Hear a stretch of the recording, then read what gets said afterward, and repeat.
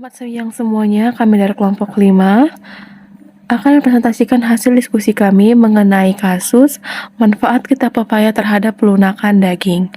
Anggota kelompok kami beranggotakan saya sendiri, Yohanes Elior Siregar, dengan NIM A1D022145. Saya Afilia Anudia Syahrani Putri dengan NIM A1D022154. Nama saya Desiva Zahra Maharani dengan NIM A1D022220. Baiklah, sesi presentasi akan saya mulai. Di sini presentasi kali ini kami dibagi menjadi 4 subtopik seperti yang ada pada layar. Saya akan membawakan tentang pengertian papain secara luas dan juga pengertian enzim papain. Pepaya atau batek adalah tumbuhan yang diperkirakan berasal dari Meksiko bagian selatan dan bagian utara dari Amerika Selatan. Pepaya mengandung enzim proteolytik atau enzim pemecah protein yang disebut dengan enzim papain. Untuk enzim papain memiliki kadar paling tinggi saat buah pepaya matang. Enzim papain ini membantu mencerna protein masuk ke dalam tubuh.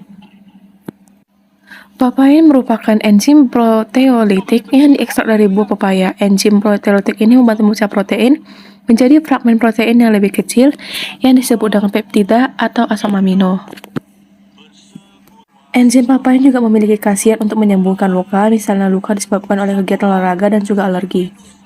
Papain juga merupakan salah satu jenis enzim hidrolase yang bersifat proteolitik dan mempunyai sifat yang beragam dan sangat spesifik. Enzim ini memecah molekul protein menjadi ikatan peptida dan polipeptida dengan menggunakan reaksi hidrolisis menjadi molekul-molekul yang lebih sederhana seperti peptida rantai pendek dan juga asam amino.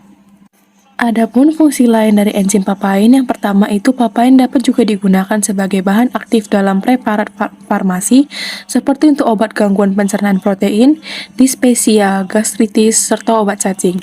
Yang kedua, pada industri penyamakan kulit, papain sering digunakan untuk melembutkan kulit. Kulit yang lembut dapat dibuat untuk sarung tangan, jaket, bahkan kaos kaki. Yang ketiga, papain dapat digunakan dalam industri pengolahan daging.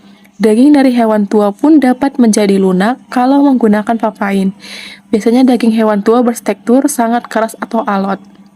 Dan yang keempat, papain dapat digunakan sebagai bahan penghancur sisa atau buangan hasil industri pengalengan ikan menjadi bubur ikan ataupun konsentrat protein hewani. Kemudian selanjutnya ada pembuatan ekstrak enzim papain. Enzim papain digunakan sebagai media pengampuk daging dengan tujuan menambah tingkat keampukan daging. Terdapat 2 metode dalam pembentukan ekstrak enzim, yaitu metode kering dan metode basah.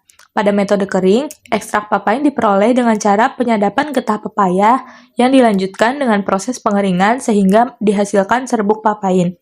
Sedangkan pada metode basah, ekstrak pepaya diperoleh dengan cara menghaluskan buah pepaya dengan cairan pengaktif sehingga dihasilkan ekstrak enzim dalam bentuk cair.